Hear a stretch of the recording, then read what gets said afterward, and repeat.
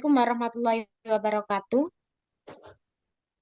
Waalaikumsalam Waalaikumsalam warahmatullahi warahmatullahi wabarakatuh. wabarakatuh. Di sini saya ucapkan terima kasih untuk adik-adik mahasiswa yang telah tepat waktu untuk join Zoom pada hari ini.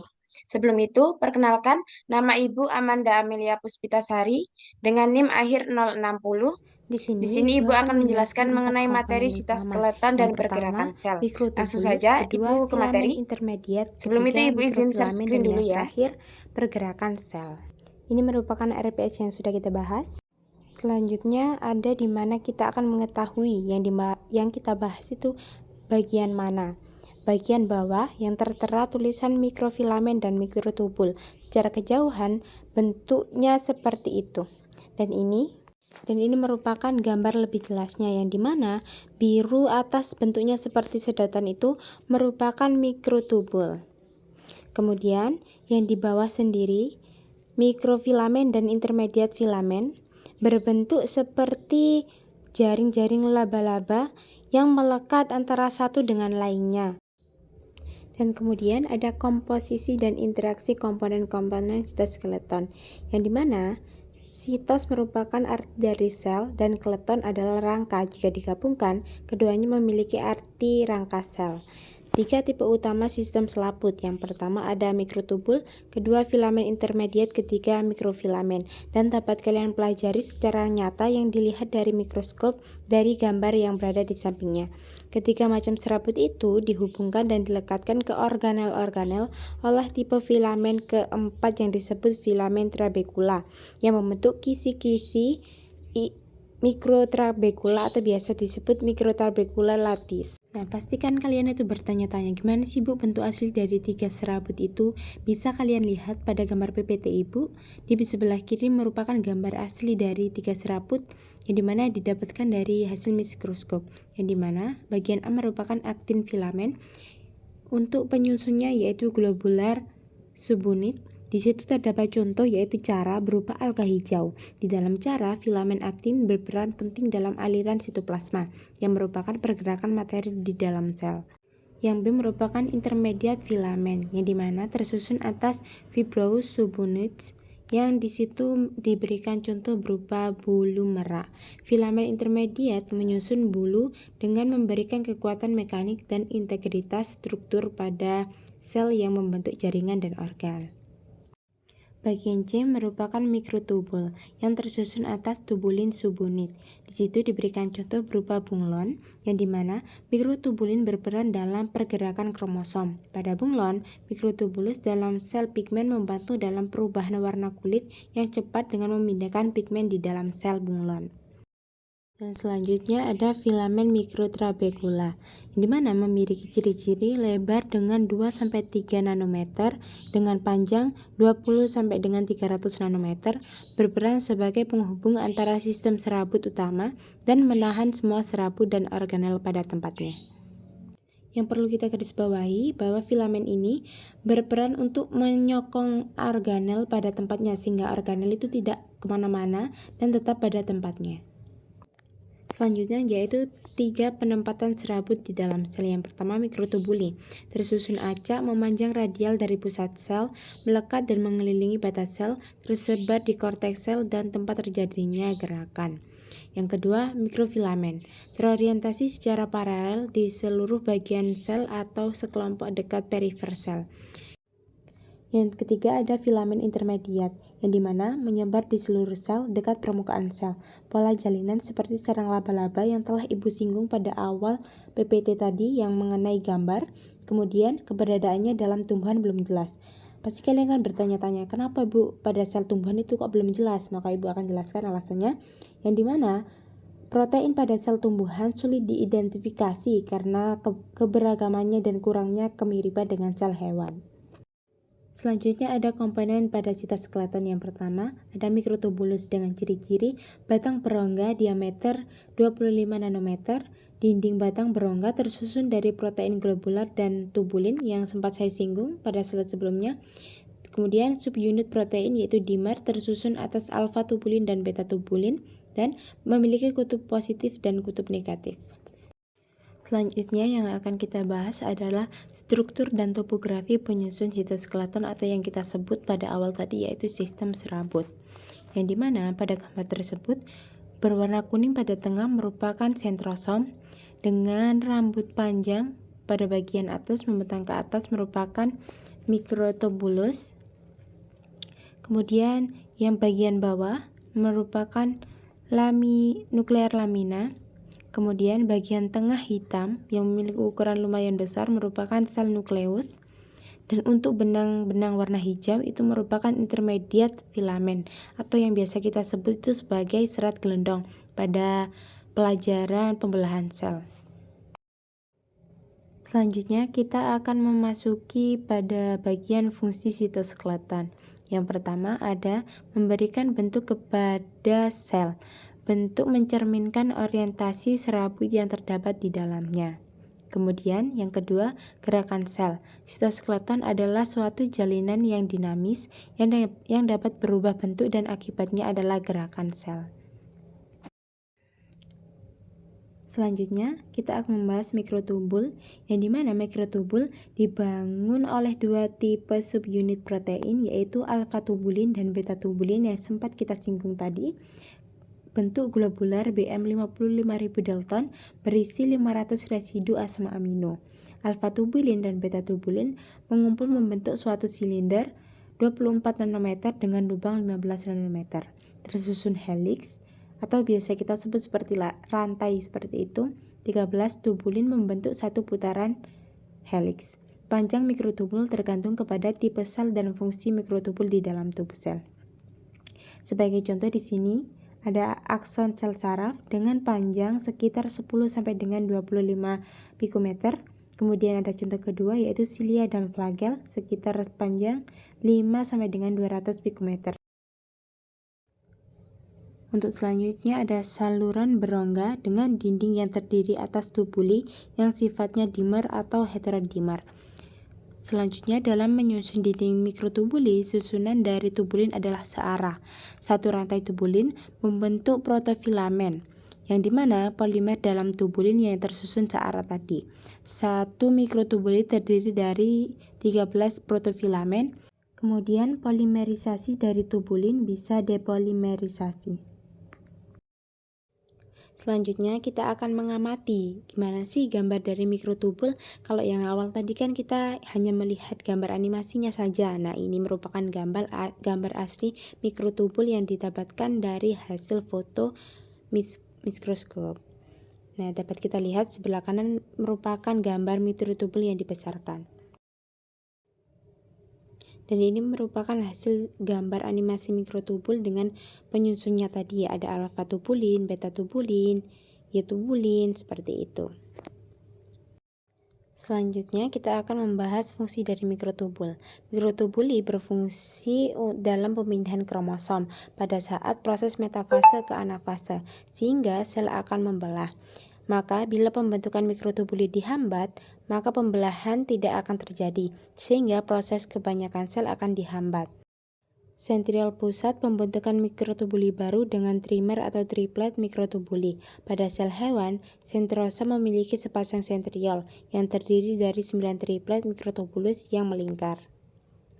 Selanjutnya, di sini selama pembelahan sel terjadi replikasi sentriol yang dapat kita lihat pada gambar mikroskop pada bagian kiri tersebut dengan bagian bawah dengan panah microtubulus cross section of centriole.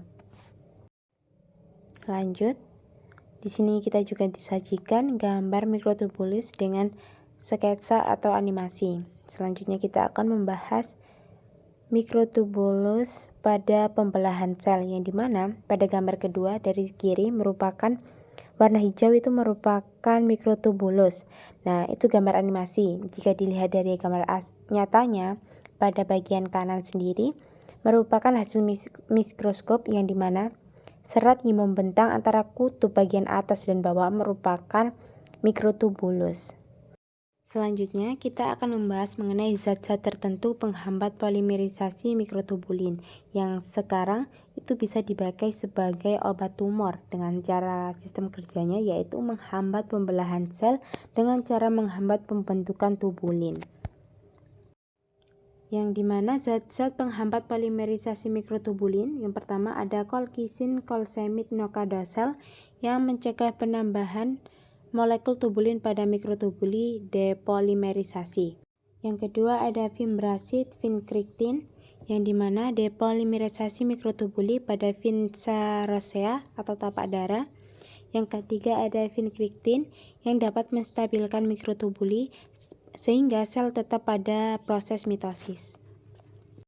Selanjutnya kita akan membahas fungsi motil mikrotubula, yang dimana motil mikrotubula dapat bergerak atau berfungsi untuk pergerakan sel. Sebagai contoh, mikrotubula yang motil, Flagella dan Cilia sebelumnya kita bahas. Sama dalam ultrastruktur, sama-sama memiliki inti yang terdiri dari mikrotubulus.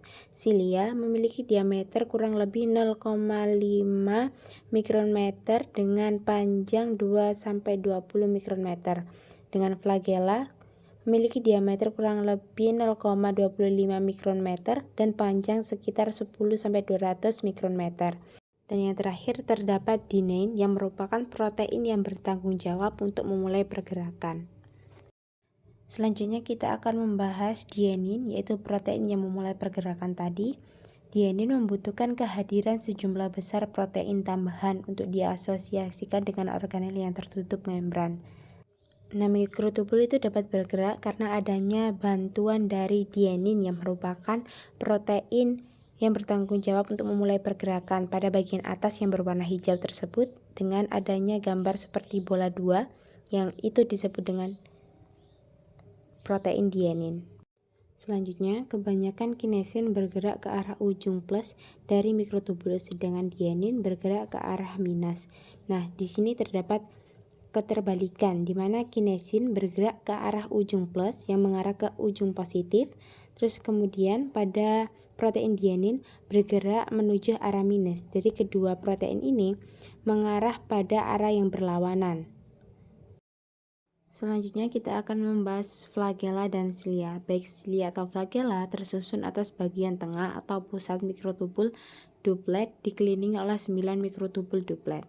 Oleh karena itu, susunan cilia atau flagella sering disebut struktur atau pola 9+2, disebut struktur aksonomi. Mikrotubul pada cilia dan flagella bertindak sebagai pendukung sekaligus alat penggerakan ketika organel cilia dan flagella bergetar. Selanjutnya, kita akan membahas struktur dari cilia dan flagella secara animasi. Berikut merupakan gambarnya. 9+2 yang dimaksud itu terdapat mikrotubul di luar bagian tengah terdapat 9, dan kemudian di tengah dari lingkaran mikrotubul di luar itu terdapat 2 mikrotubul lainnya. Itu merupakan gambaran animasi dari mikrotubul pada cilia dan flagella atau biasa disebut dengan pola 9+2. Selanjutnya kita akan membahas mengenai pergerakan flagella atau cilia. Flagella atau cilia dapat bergerak karena di dalamnya terdapat suatu sistem mikrotubuli dengan rumus 2+9 yang dimana 2 mikrotubuli di tengah dengan 9 mikrotubuli di luar yang mengelilingi terdiri atas mikrotubuli utuh dan tidak utuh. Selanjutnya, kita akan membahas mengenai gerakan cilia. Mirip mendayung atau dengan ayunan mendorong dan mundur, silih berganti menghasilkan gaya arah tegak lurus sumbu cilia. Sedangkan gerakan flagella, gerak mengombak yang menghasilkan gaya dengan arah yang sama dengan sumbu flagella. Hal itu bisa kalian lihat dengan jelas. Silakan melihat video dengan tautan di bawah ini.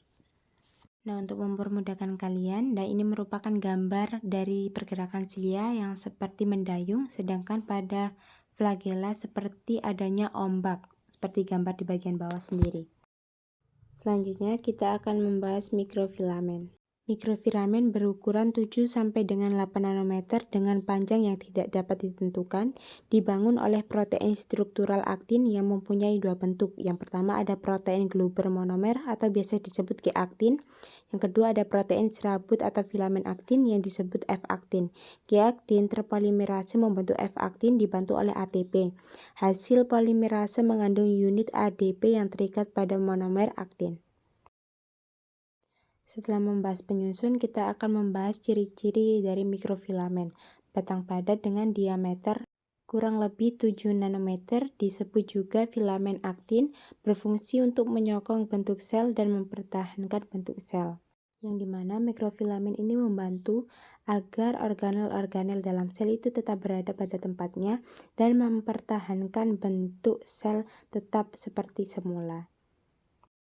Selanjutnya, pada mikrofilamen terdiri dari protein aktin, yaitu miosin dan tropomiosin. Aktin terdiri dari protein globular terbanyak dalam sel eukariota dan tersusun atas aktin G dan aktin F. Selanjutnya, kita akan membahas mengenai filamen intermediat. Filamen intermediat dapat berbentuk tunggal atau kelompok, melintang membentuk tubulus, dan setiap tubulus dibangun oleh 4 sampai dengan 5 protofilamen. Nah, pada sel epidermis dibangun oleh protofilamen tonofilamen, sedangkan pada sel saraf dibangun oleh protofilamen neurofilamen. Selanjutnya, filamen intermediat memiliki ciri-ciri memiliki diameter 8 sampai dengan 12 nanometer, pengukuh sel yang permanen, terdiri dari 5 protofilamen, terdapat pada sel eukariota, dan memiliki fungsi untuk mempertahankan bentuk sel dan pembentukan lamina nukleus. Selanjutnya kita akan membahas tentang susunan dari filamen intermediat. Filamen intermediat tersusun dari molekul keratin paling stabil dan tahan lama. Sel epitelium sederhana terdiri dari 2 macam keratin, sedangkan sel-sel lainnya memiliki lebih dari 6 keratin.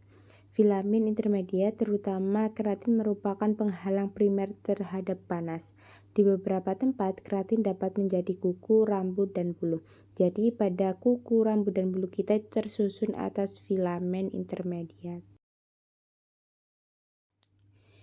Dan selanjutnya ada ringkasan dari materi yang telah saya jelaskan tadi, mulai dari struktur, garis tengah, kesatuan monomer, lokasi sel, dan fungsi.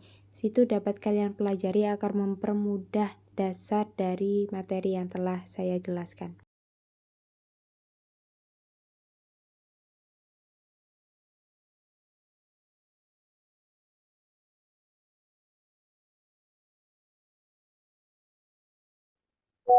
Baiklah, itu tadi hasil pembahasan mengenai sitoskeleton dan pergerakan sel yang telah Ibu jelaskan. Mungkin dari adik-adik mahasiswa ada yang ingin ditanyakan, dipersilahkan. Saya Ibu izin bertanya. Baik, Mbak Aul, silakan. Ya, terima kasih sebelumnya atas kesempatan untuk bertanyanya Ibu. Saya ingin bertanya mengenai mikrotubul yang sudah Ibu jelaskan tadi di dalam PPT. Nah, itu mengapa dalam menyusun dinding mikrotubul itu susunan dari tubulin adalah searah, Ibu? Terima kasih. Baik, terima kasih. Pertanyaan dari Mbak Aul bagus, bagus sekali. Mungkin dari adik-adik mahasiswa lainnya ada yang ingin menjawab dari pertanyaannya Mbak Aul, silakan. Baik, Mbak Eka, silakan. Baik, apakah suara saya sudah terdengar? Sudah, Mbak Eka. Ya, jadi penyusun dinding mikrotubuli searah karena orientasi spesifik dimer tubulin alfa dan beta saat berpolimerisasi menjadi protofilamen. Beta tubulin satu dimer berinteraksi dengan alfa tubulin dimer berikutnya. Asosiasi lateral protofilamen mempertahankan orientasi ini menghasilkan polaritas mikrotubulus, yaitu ujung plus untuk dominasi beta dan ujung minus untuk dominasi alfa. Polaritas ini penting untuk instabilitas dinamik dan fungsi mikrotubulus dalam transport intraseluler, yaitu kinesin ke plus dan kinein ke minus. Organisasi organel spindel mitosis serta pergerakan silia dan flagela. Susunan searah dimertubulin mendasari polaritas mikrotubulus yang esensial bagi berbagai proses seluler. Terima kasih. Baik, bagus sekali jawaban dari Mbak Eka. Bagaimana Mbak Aulia, apakah bisa diterima? Baik, terima kasih Mbak Eka untuk atas jawabannya. Baik, untuk mahasiswa lainnya, apakah ada yang ingin ditanyakan lagi? Sudah cukup, Ibu. Ampun Ibu, sudah cukup. Baiklah, kalau begitu pertemuan pada hari ini Ibu cukupkan sampai di sini saja. Bila ada salah kata Ibu, mohon maaf. Wassalamualaikum warahmatullahi wabarakatuh. Waalaikumsalam warahmatullahi wabarakatuh. Terima kasih. Sama-sama.